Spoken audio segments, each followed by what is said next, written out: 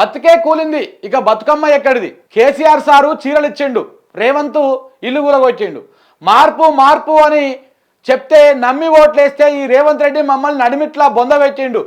రెక్కలు ముక్కలు చేసి కట్టుకున్న ఇంటిని కూలగొట్టిండు. మా బతుకే కూలిపాయే, ఇక బతుకమ్మ ఎట్లాడాలి? తెలంగాణ వచ్చినప్పటి సంధి ఈ దినం వచ్చిందంటే అందరం ఈ చెరువు కాడనే బతుకమ్మ ఆడేది. కేసీఆర్ సారు చీరలు వంచేది, 10 దినాలు సంబరంగా ఉంటుండే. రేవంత్ రెడ్డి వచ్చిన కానుంచి రాష్ట్రాన్ని సర్వనాశనం చేస్తుండు.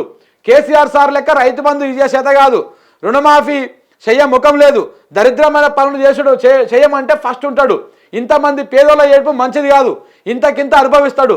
తార సున్నం చెరువు హైదరాబాద్రాలు, ఇగో ఈమె తార చెప్తా ఉన్నది చూడు. అందరు ఇల్లు ఊలగొచ్చిపోతే పాపం ఆడ బట్టలు ఉత్తుకుంటా ఉంది చూడు. నిన్న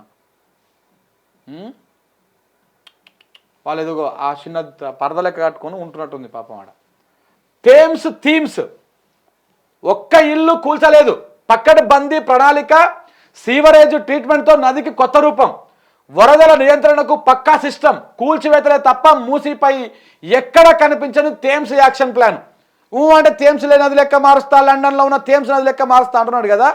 అసలు థేమ్స్ నదిని ఏ విధంగా ప్రక్షాళన చేసిర్రు, ఏ విధంగా చేసిర్రు అంటే ఆ యాక్షన్ ప్లాన్ ఒక్కటి కూడా ఇక్కడ మూసీ వ్యవహారంలో ఇంప్లిమెంటేషన్ అయితలేదు.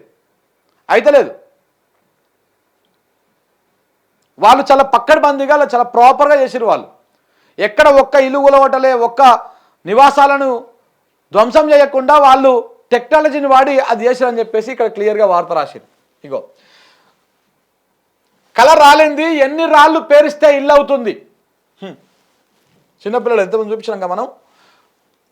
మూసీలో కూల్చివేతలు, 150 ఇండ్లు నేలమట్టం, పేదల ఆక్రమణలు పట్టని రేవంత్ సర్కార్, పోలీసు బందోబస్తు మధ్య ఇండ్లు కూల్చివేత, ఇరుకు గల్లీలోకి రాని బుల్డోజర్లు, జేసీబీలు, 50 మంది కూలీలను తెచ్చి కూల్చివేతలు, మా ఇండ్లను బలవంతంగా కూలుస్తున్నారు, సామాన్లు తీసుకొని ఇస్తలేరు బాధితులు, ఓటేస్తే మా జీవితాలు బర్బాద్ చేసిండు, 5 రోజుల నుంచి నీళ్లు లేవు, తిండి లేదు, ఇళ్లలో పాచి పనులు చేసి ఓ ఇల్లు కట్టుకున్నాం, దానిని కూల్చేసిండు, ఇప్పుడు మమ్మల్ని రోడ్డు మీద నిలబెట్టిండు, మా బతుకను ఆగం చేసిండు, ఇప్పటికైనా మా ఇల్లు మాకు ఇస్తే ఎంత కష్టమైనా మళ్ళీ కట్టుకుంటాం, ఇంకెక్కడికి పోయేది లేదని చెప్పేసి చాంద్బి అనేట ఆమె ఆయన శంకర్ నగర్ బాధితురాలు వాళ్ళు చెప్తా ఉన్నారు. ఇక చూడండి, ఇట్లా అందరూ ఎవరు కలిసినా ఇదే బాధ.